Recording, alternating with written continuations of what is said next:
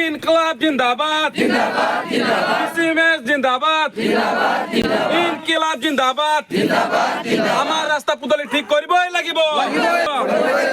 চাহ শ্ৰমিকৰ ঘৰ মেৰামতি কৰিবই লাগিব চাহ শ্ৰমিকৰ ঘৰ মেৰামতি কৰিবই লাগিব লাইন কোৱাৰ্টাৰ ঠিক কৰিবই লাগিব লাইন কোৱাৰ্টাৰ ঠিক কৰিবই লাগিব বিসিএমএস জিন্দাবাদ জিন্দাবাদ আমাৰ দাবি মানিবই লাগিব আমাৰ দাবি মানিবই লাগিব চাহ শ্ৰমিক জিন্দাবাদ জিন্দাবাদ জিন্দাবাদ আৰু চাহ মজদুৰ সংঘ জিন্দাবাদ জিন্দাবাদ জিন্দাবাদ চাহ শ্ৰমিকৰ লাইন কোৱাৰ্টাৰ ৰিপেয়াৰিং কৰিবই লাগিব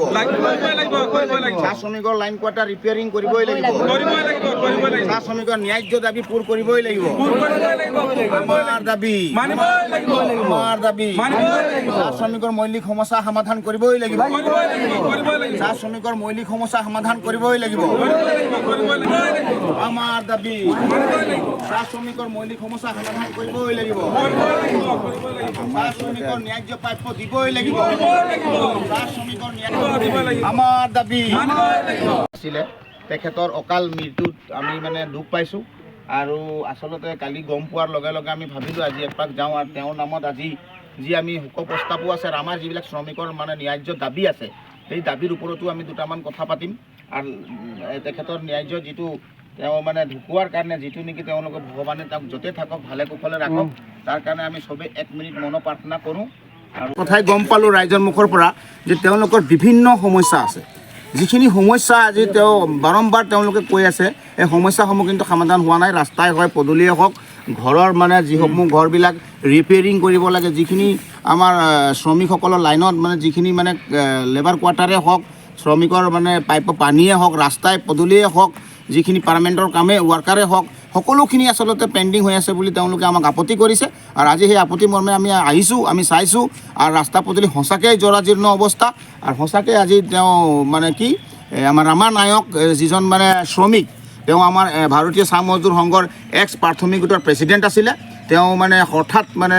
আজি 3 দিন হৈছে তেওঁ মানে ঢুকুৱা কিন্তু আজি আচলতে তেওঁ সেই গাড়ীৰ যিটো অলপ মানে অসুবিধা হোৱাৰ বাবে সময়মতে নোপোৱাৰ বাবে তেওঁ আচলতে মৃত্যুবৰণ কৰিলে গতিকে আমি তেওঁৰ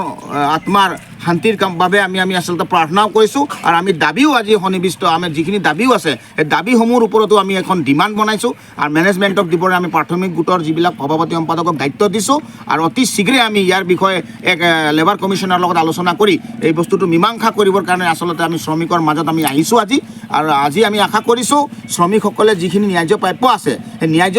প্ৰাপ্যৰ বাবে দীৰ্ঘদিন তেওঁলোকে এনেকৈ প্ৰতিবাদ আন্দোলন দৰখাস্ত দি ভাগৰি পৰিছে গতিকে আমি আশা কৰিছোঁ খুব সোনকালে এইটো নিৰ্মূল হ'ব আৰু চাহ শ্ৰমিকৰ যিবিলাক ন্যায্য প্ৰাপ্য আছে এই প্ৰাপ্যৰ পৰা তেওঁলোকে মানে উদ্ধাৰ হ'ব আমি আচলতে প্ৰতিবাদ কৰাৰ একমাত্ৰ কাৰণ হৈছে শ্ৰমিকৰ কাৰণে যেতিয়া নেকি আমাৰ বিপদত হয় কোনো নাথাকে এনেই মানে তেওঁলোকে ফুলজাৰি মাৰিবলৈ বিভিন্ন ধৰণৰ কথাবিলাক ক'বৰ কাৰণে সময়মতে আহে কিন্তু বিভিন্ন ধৰণৰ নেতাবিলাক কিন্তু তেওঁলোকৰ বিপদৰ কিন্তু কোনো নাহে সেইকাৰণে আজি আচলতে আমি গোলাঘাট জিলাৰ আমি খুমটাই LAC আমি খুমটাই সমষ্টিৰ আমাৰ পদুমণি চাহ বাগিচাত আমি আজি আহি দেখিছোঁ বিভিন্ন ধৰণৰ শ্ৰমিকৰ সমস্যা সেই সমস্যাসমূহৰ ওপৰত আমি আজি এখন মেম'ৰেণ্ডাম তৈয়াৰ কৰি পিনি আজি আচলতে আমি দিছোঁ লেবাৰ কমিশ্যনাৰক দিবৰ কাৰণে আমি আজি এতিয়া যাম গতিকে আমি আশা কৰিছোঁ যাতে এই সমস্যাসমূহ অতি শীঘ্ৰে সমাধান কৰি শ্ৰমিকক ন্যায় দিবৰ কাৰণে আমি আচলতে আজি এই প্ৰতিবাদৰ যোগেদি আমি আহ্বান জনাইছোঁ আমি দাবী জনাইছোঁ সকলোখিনি আমি আচলতে আজি এই পদুমণি চাহ বাগিচাৰ পৰা আমি লেবাৰ কমিশ্যনাৰক আৰু লেবাৰ ডিপাৰ্টমেণ্টক আমি আজি দাবী জনাইছোঁ এখন স্মাৰক পত্ৰ প্ৰদান কৰি